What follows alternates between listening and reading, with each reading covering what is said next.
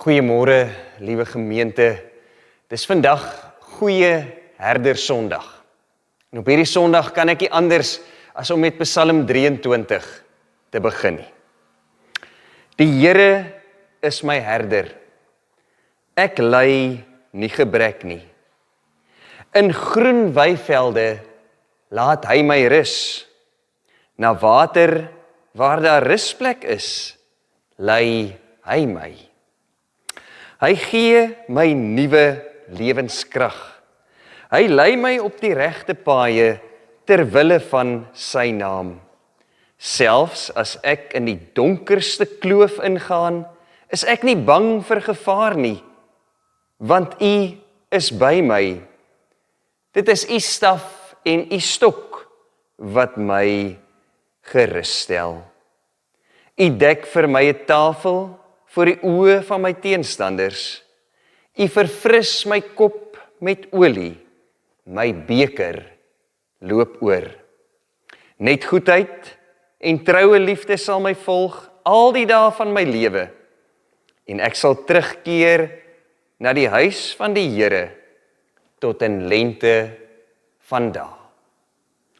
Geliefdes, die Here wat ook ons goeie herder is, groet ons en sê vir ons genade, barmhartigheid en vrede vir jou. Amen. Kom ons bid saam.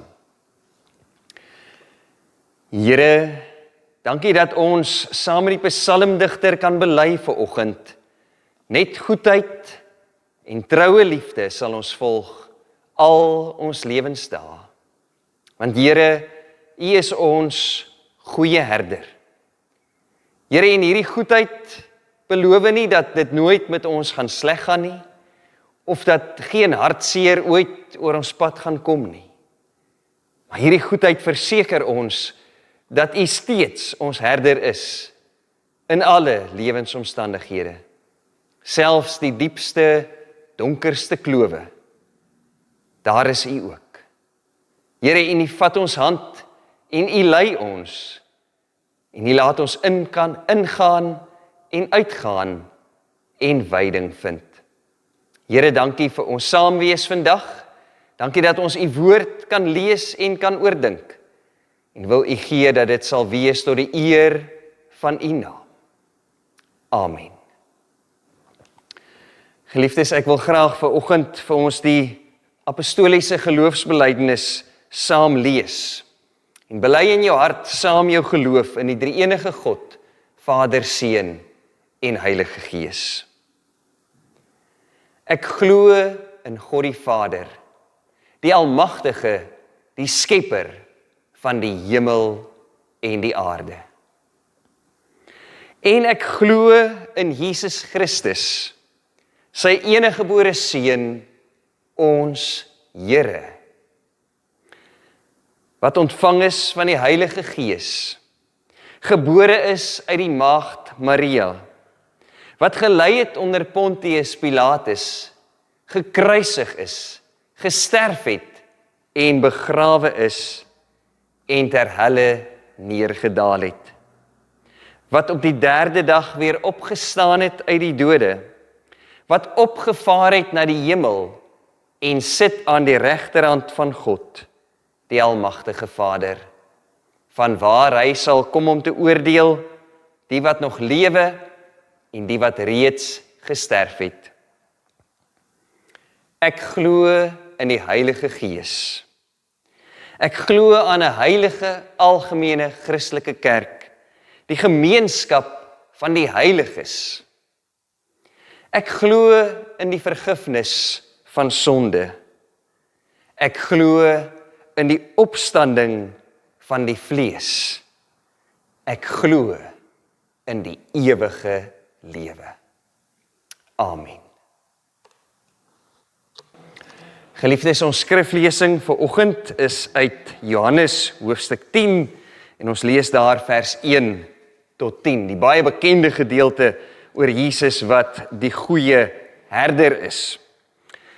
Wanneer ons hierdie teks in Johannes 10 lees, moet ons onthou dit volg op Johannes 9. En toe Johannes hierdie stuk geskryf het, het hy dit nie geskryf met hoofstuk en versindelings nie, maar hy het dit aaneengeskrywe. En daarom is dit so belangrik dat ons altyd gaan kyk wat volg op wat. En in Johannes 10 lees ons 'n gedeelte wat volg op daardie gedeelte waar Jesus die blinde man, die man wat blind gebore was, se sig vir hom teruggee. So wanneer ons dus lees van die goeie herder, van hierdie ek is beeld waar Jesus sê ek is die deur, of ons kan dit ook vertaal met ek is die hek van die skape, dan moet ons dit alles lees in terme van hierdie teken van die genesing van die man wat blind gebore was. Wat Jesus hier vir sy disippels en die omstanders en natuurlik die fariseërs wat daar was leer, is alles deel van hierdie groter gesprek, van hierdie teken van die man wat blind gebore was. Ons weet ook dat wanneer die evangelie van Johannes 'n wonderteken van Jesus beskryf, dan noem Johannes dit net 'n teken, en elke teken se doel is om Jesus se messiaskap te bevestig. En dan weet ons die Jode het geglo dat as die Messias kom, sal hy blindes se sig vir hulle teruggee. En dan lees ons nog nooit het iemand die oë van een wat blind gebore is genees nie. Nog nooit is 'n blindgebore man se sig vir hom teruggegee nie. En hier kom gee Jesus dit vir hom. En die hekwagters van die Jode, die fariseërs en die skrifgeleerdes, hulle sê dit kan nie wees nie. Jesus kan tog nie die Messias wees nie. Daarom roep hulle hierdie man se ouers in en sê, is julle seker dis julle seun wat blind gebore is? Daarom roep hulle hom weer in, hierdie man wat blind gebore was, en sê, hoe het dit gebeur dat jy weer kan sien? En dan, as hulle nie hou van die man se antwoord nie, as hierdie man vir hulle sê, dit was Jesus wat dit gedoen het, dan ban hulle hom uit die sinagoge. Vir hierdie man wat blind gebore is, neem die lewe, sal ons dalk dink, 'n baie slegte draai.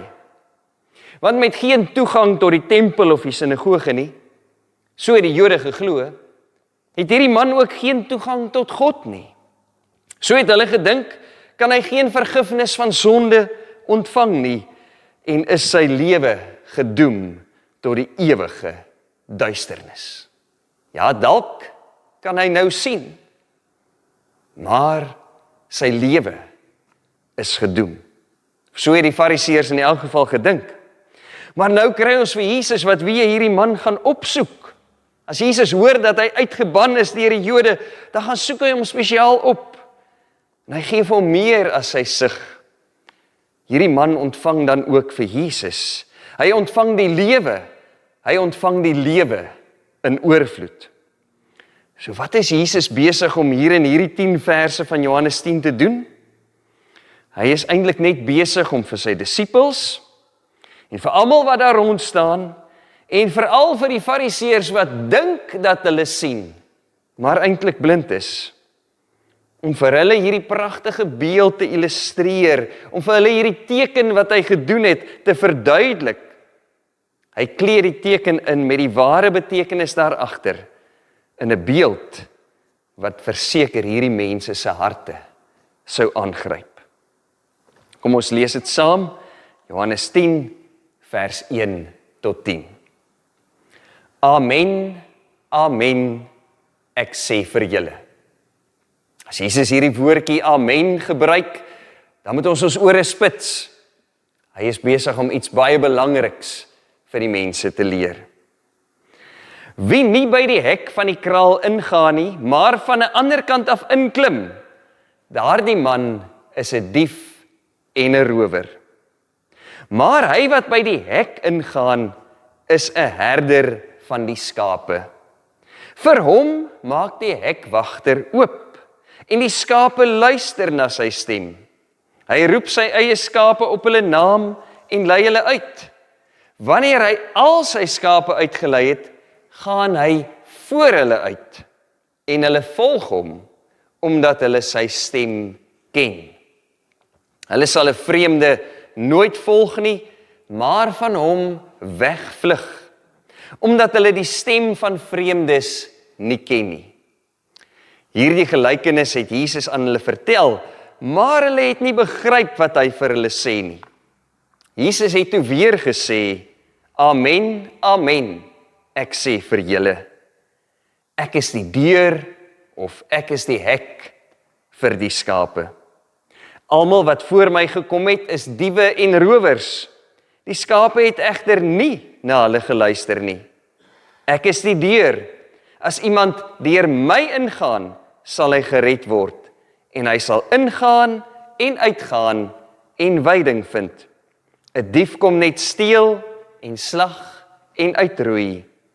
Ek het gekom sodat julle die lewe kan hê, en dit in oorvloed. Tot sover uit die Here se woord. Geliefdes, die fariseërs, die skrifgeleerdes, hulle het hulle self as hekke of hekwagters gesien. Die hek was dalk meer die wet gewees, en hulle die hekwagters, wat moet sorg dat mense die wet nougeset nakom. Maar ek dink dit het so vervleg geword, dat hulle self eintlik maar as die hek ook gesien het. En die hekwagter sommer terselfdertyd. En dan sou hulle sê, as 'n mens nie bereid is om deur die wet in die kraal in te gaan nie, dan moet jy buite bly. Dan moet jy buite gehou word.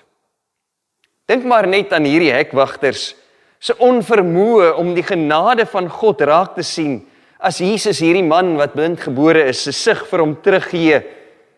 Hulle fokus daarop, dit was die Sabbat. En jy mag nie op 'n Sabbat enige werk doen nie. En as Jesus nou hierdie man se sig vir hom teruggee, dan het hy werk gedoen, hy het die Sabbatsgebod oortree. En dis teen die wet.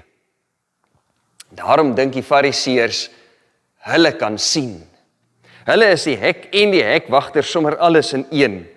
En daarom dink hulle kan hierdie man uitban, nie net uit die sinagoge nie, maar sommer uit die koninkryk van God ook uit. Nou weet ons, dat hulle is in Jesus se teenwoordigheid.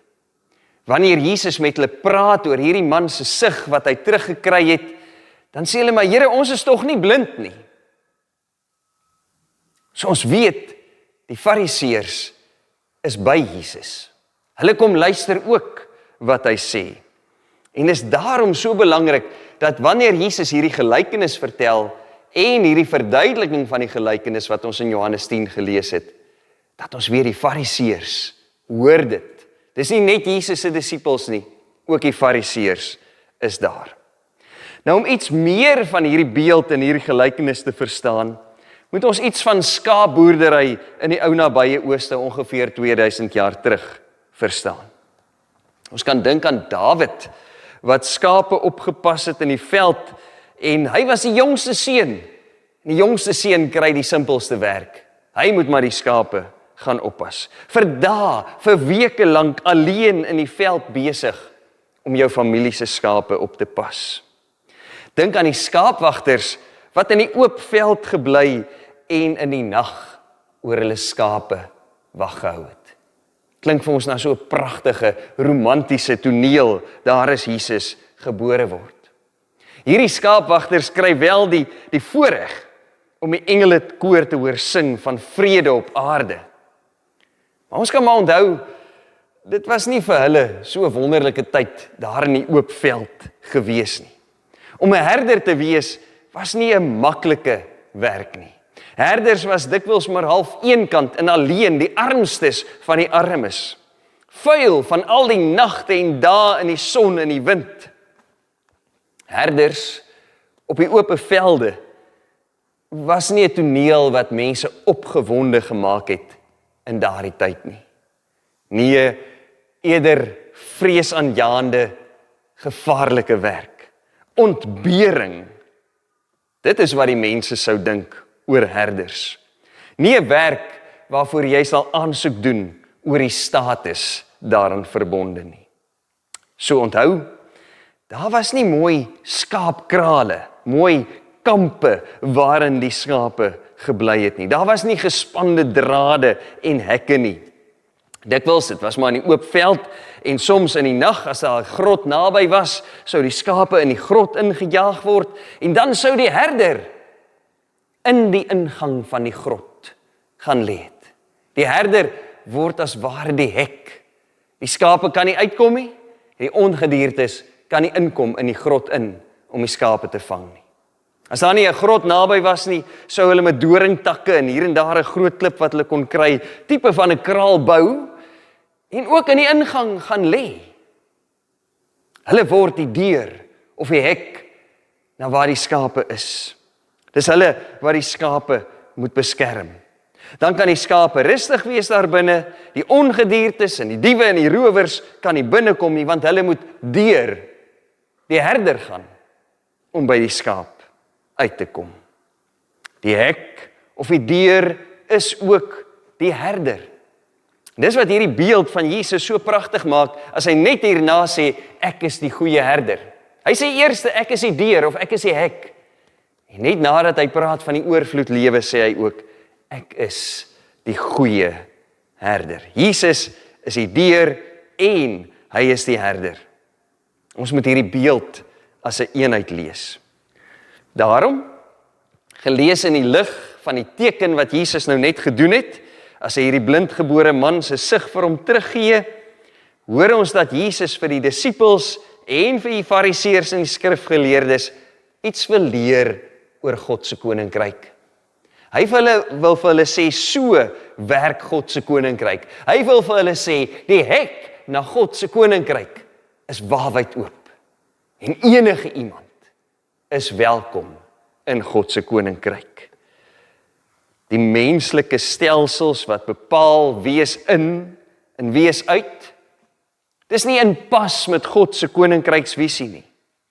Net soos wat Jesus nie van hierdie blinde man verwag het om eers jammer te sê vir sy sonde, of om eers te sê, Here, ek glo in U nie, maar om sy sig teruggee. Net so is God se genade, wat ons almal innooi na hom toe.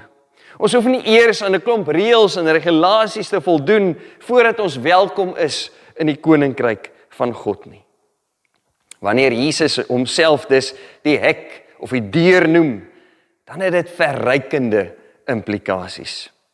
Dis nie jou onderhouding van die wet, of jou mooi lewe, of jou afkoms, of wat ook al, wat jou aanvaarbaar maak vir God nie. Jy kan nie jou plek by God verdien, of verwerf, of selfs koop nie. Hierdie teken van die blinde man, en hierdie beeld van die herder en die skape, is net 'n verdere verduideliking van Johannes 3 vers 16. God het die wêreld, die ganse kosmos so lief gehad, dat hy sy enigste seun gegee het. Dat God eintlik self na hierdie wêreld toe kom, sodat elkeen wat in hom glo, nie verlore sal gaan nie. God self maak vir ons die deur oop. Hy gee vir ons vrye toegang tot sy genadetroon. Hy kom en hy sê, ontvang die ewige lewe. En weer eens sal ons onthou, en moet ons onthou, dat die ewige lewe meer gaan oor die kwaliteit van lewe, as oor die kwantiteit van lewe. Dat dit is oor die oorvloed van lewe, wat God vir ons wil gee. Ja, nie dat daar baie dae by jou lewe gevoeg sal word nie, nie dat jy aardse rykdom sal verkry, en dat jy oorvloed van dit sal hê nie, maar is 'n lewe gelewe in God se teenwoordigheid. 'n Lewe in oorvloed is die lewe by God. As ons so dink oor die oorvloed lewe, dan kan dit ons perspektief op die lewe nogals baie verander. Die blinde man wie se sig herstel word, ontdek die oorvloed lewe. Maar in 'n sin word dit ook vir hom gegee. En hy kry dit. Natuurlik soek hy dit ook, want watter mens wat blindgebore is, sal nie graag die gawe van sig wil ontvang nie. So weet ons dat mense hierdie oorvloed lewe soek. Hulle soek na lewensvervulling. Hulle soek na iets, ons soek na iets, wat die gat in ons harte kan volmaak.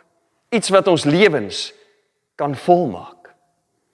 Mense dink dikwels, oorvloed geld, oorvloed besittings, is die weg tot oorvloed lewe. Maar dit help jou net tot op 'n punt. Dan besef jy dat al die geld in die wêreld nie vir jou blywende vrede en hartsgeluk kan koop nie. Al die geld in die wêreld nie jou gesondheid kan koop nie. Al die geld in die wêreld nie vir jou ware liefde kan bring nie. Nee, mense probeer tot ons ontdek dat ons dit net kan ontvang. Maar dis eintlik buite mense se verwysingsraamwerk. Want iets wat soveel werd is, dit kan mos verseker nie verniet wees nie. Tog God nooi ons. God nooi elkeen van ons in na hierdie liefdesverhouding met hom. En as ons dit in hom vind, dan vind ons die oorvloed lewe. Dan kom ons agter, dan sal ons altyd genoeg hê. Want die lewende water wat God vir ons gee, is in ons soos 'n fontein wat opborrel en oorborrel, sodat al hoe meer mense van daardie water kan drink. Dis die wonder van die oorvloed lewe, die lewe wat God gee. Is dat hoe meer jy daarvan weggee, hoe meer ontvang jy daarvan. Hoe oorvloediger word dit in jou eie lewe. En dis die wonder van die liefde. Want hoe meer liefde jy gee, hoe meer liefde jy weggee, sonder om iets terug te verwag, hoe meer liefde gaan jy kry om weg te gee. Hoe meer liefde gaan jy self kan ontvang. Hoe meer jy omgee, hoe meer gaan mense vir jou omgee. Hoe meer lief jy het, hoe meer liefde gaan jy kry. Die volheid van die lewe, die oorvloed lewe, maak nie somme nie. Dit gee net weg. Nou ja, natuurlik weet ons dat Jesus die hek is. Hy is die deur waardeur ons in en uit beweeg. Maar deesdae is daar baie stemme daar buite wat opklink en beweer en sê, ag nee, wat daar's meer as een weg. Meer as een hek. Nou terwyl ons mense wat anders glo, respekteer, kan ons as God se kinders nie anders as om deur Jesus na God te gaan nie. En dis juis hier waar die grootste lewensvreugde en die grootste vryheid te vind is, in ons goeie herder. Want Jesus sê vir ons, hy is nie net 'n hek wat ons wil binnehou en ons wil beperk en ons vryheid van ons wil ontneem nie. Hy sê dit so pragtig, ons sal ingaan en uitgaan en veiding vind. Daar is vir ons veiligheid en geborgenheid by die Here te vind. Daar is die vryheid om waarlik te lewe en medewerkers in God se koninkryk te wees. Hierdie ingaan en uitgaan beeld is eintlik so kosbaar. Ons word nie deur God ingehok nie, maar ons word vrygemaak om waarlik te leef. Daar's interessante navorsing gedoen oor wat mense laat veilig voel. En hierdie navorsers het gaan kyk na skole en veral laerskole en kleiner kinders. En toe kom hulle agter, as dit pouse is en daar is nie 'n heining om die skool gespan nie, dan speel die kinders omtrent net so binne 5 of 10 meter van die uitgange uit die skoolgebou uit. Hulle wil nie verder op die skoolterrein gaan speel nie. Maar wat hulle toe sien is, dat wanneer daar 'n heining op die perimeter is, dan gaan speel die kinders daar, teenoor die heining, ver weg van die skoolgebou, want hulle voel veilig deur die heining wat daar opgesit is.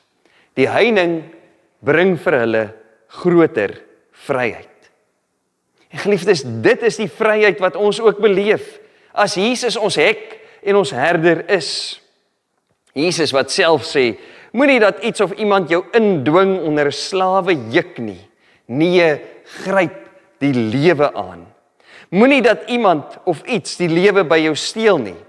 Moenie dat iets of iemand jou laat dink dat jy nie goed genoeg is vir God en sy koninkryk nie. Want jy is, ek is, ons is goed genoeg.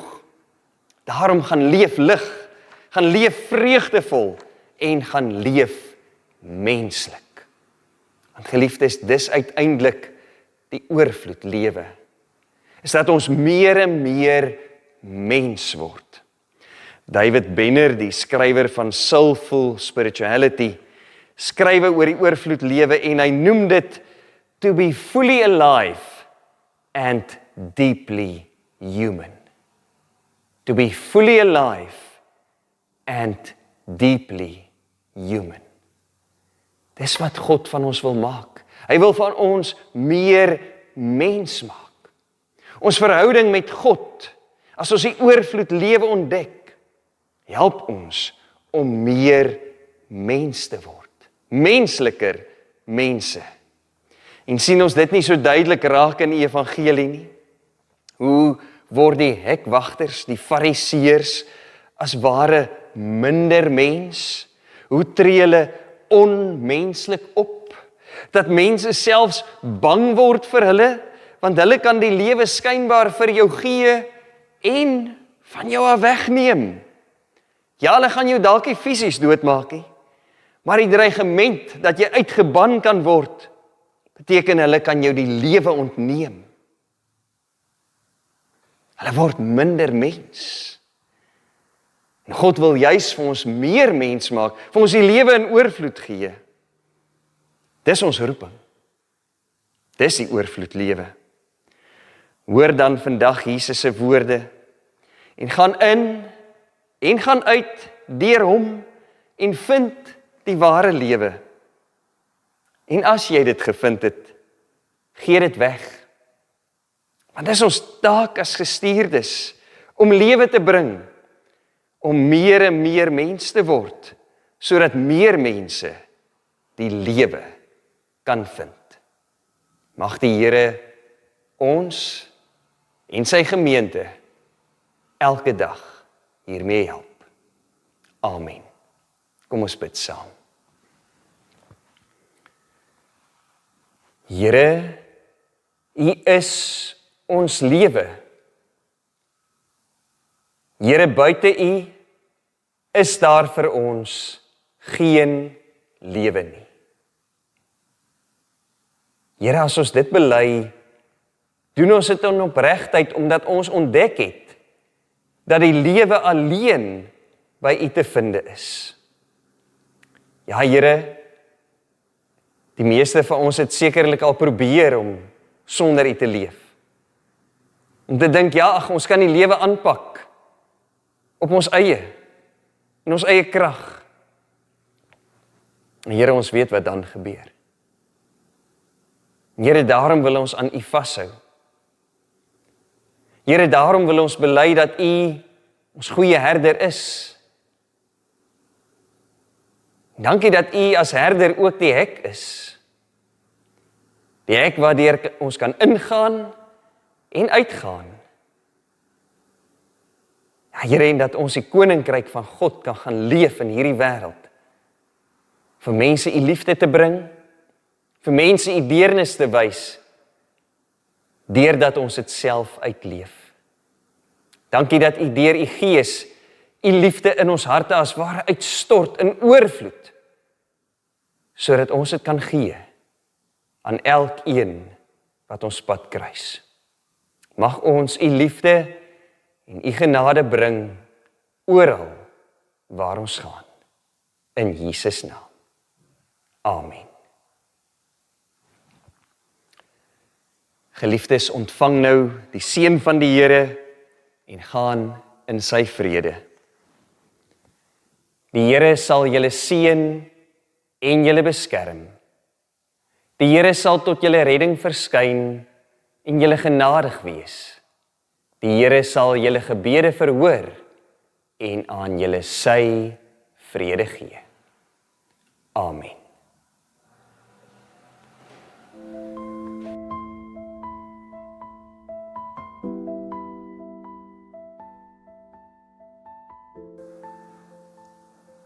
Kom ons kyk na die afkondigings van die NG Kerk Groot Brakrivier vir die week 26 April tot 3 Mei 2026. Wat Sondag 26 April betref. Om 17 uur, dis om 5 uur in die kerksaal. Dit word gelei deur Dominee Leon Cronje en dit is ons alternatiewe erediens, nou bekend as Leefkerk. Maandag 27 April is Vryheidsdag, dan is die kerkkantoor gesluit. Woensdag 29 April is daar geen blokbyeenkoms nie, daar is wel 'n kooroefening by die orgel om 16:45, 16:45.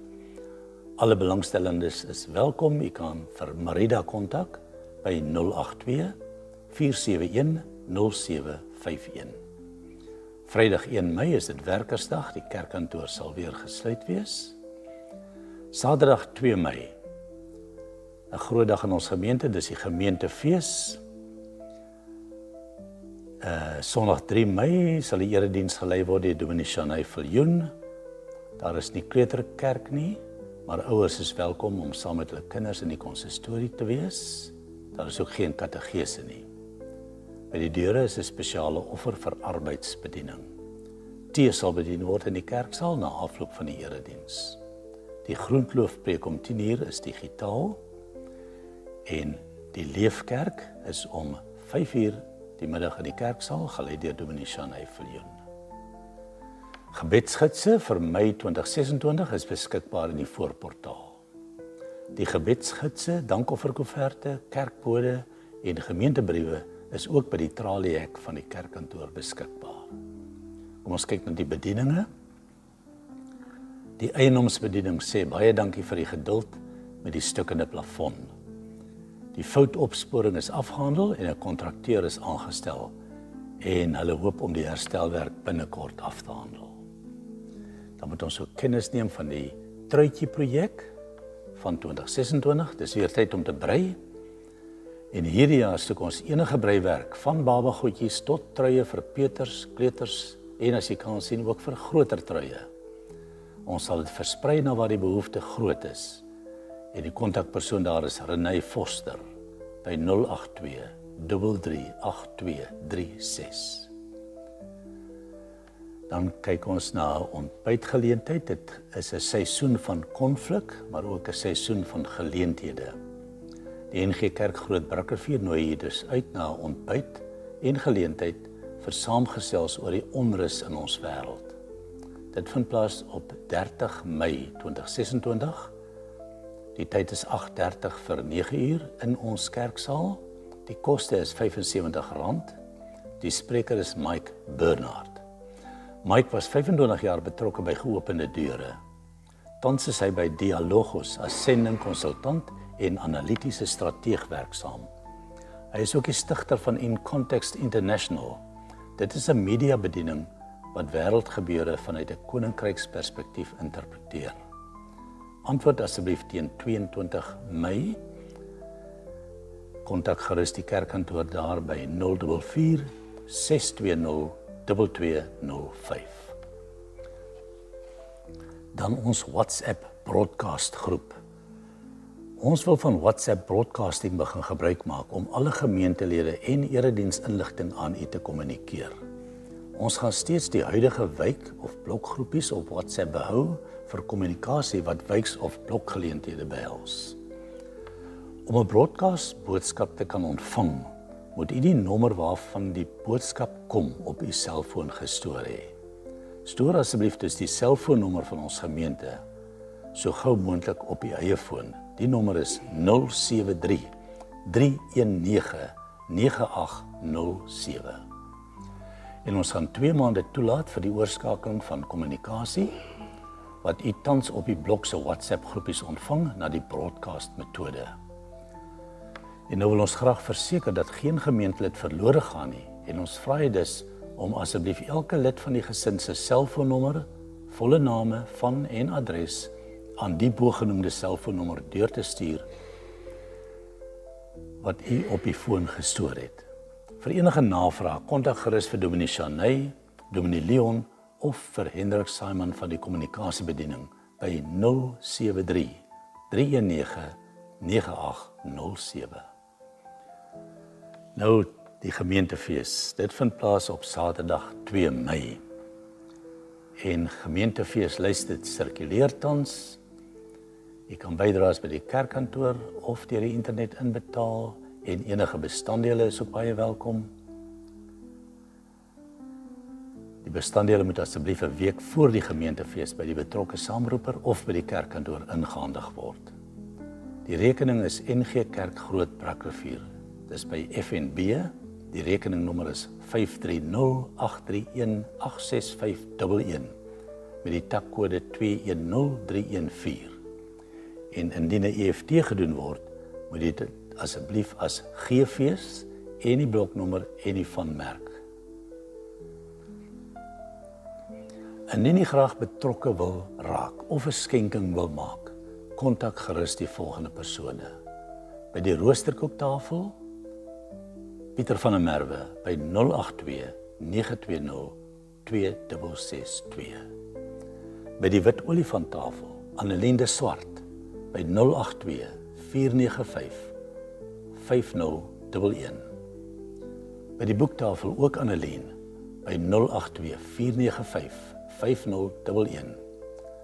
By die nageregtafel Dirk en Dorette Visser by 082-416-3281.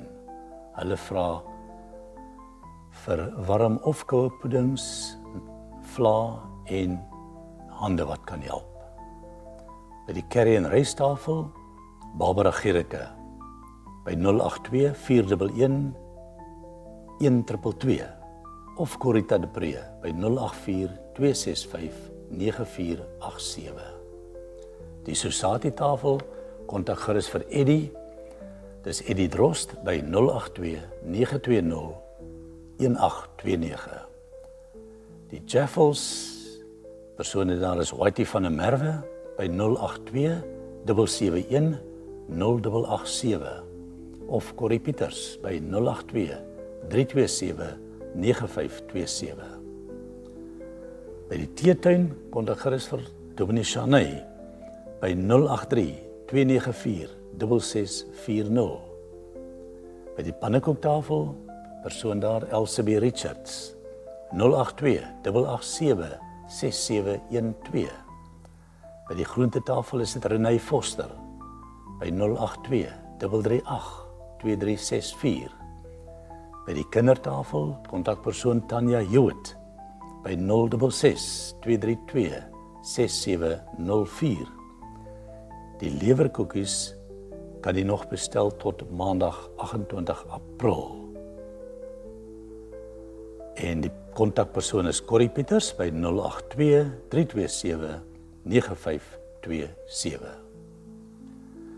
En dan ook vanjaar het ons die NG Kerk Beaufort Wes se moedergemeente wat lam uit die hartjie van die Karoo by ons kom verkoop teen R130 per kilogram. Jy kan gerus 'n bestelling plaas by Jaco by 082-576-9344. En die voorafbestelling sluit 20 April, maar daar sal ook 'n vleistafel by die gemeentefees wees. En dan verjaar se nuutjie is ons potjiekos kompetisie. As jy wil inskryf of kan help, kontak gerus vir Roan Viljoen by 082-762-0003 vir meer detail. Die beoordeling sal om 12:30 wees en daarna gaan ons almal lekker saam eet en geniet en 'n bord kos, potjiekos kan gekoop word teen R100 per bord. Wat FEBA Radio SA betref, bid ons die week dat FEBA werkers en luisteraars in oorlogsones krag en vrede sal ontvang deur hulle oë op God gefestig te hou. Kom ons kyk na ons webwerf, dis nggrootbrak.co.za vir die week vanaf 26 April. Die erediensbediening gaan daar wees, kry die skakel na die YouTube erediens van 26 April 2026 deur Dominee Leon Cronje. Ook daar is die getuienisbediening Die jeugkerk by Wolwerdans het 'n lekker dag saam met Bloom a Child gehad met die tema Bullies is nie cool nie. Jy kan ook kyk na die Bybelstudiereekse, daar is Skep Asem vir vandag, dis 'n heerlike positiewe begin vir elke dag, en ook die weeklikse stof tot nadenke met die tema Wees blymoedig. En daar is ook gemeentenuus, die gebedsgids vir Mei 2026 is ook beskikbaar, en dan ook die weeklikse afkondigings, asook lief en leed. Dis alles op die webtuiste indien jy wil seker maak van enigiets. Ons leraars is Dominee Shanay Viljoen en Dominee Leon Cronje. Ons adres is Langstraat 10 Groot Brakrivier en die enigste nommer wat jy moet onthou is ons kantoor nommer 044 620 2205. En ons dankie vir die volgehoue bydrae en ondersteuning van die werk van die Here.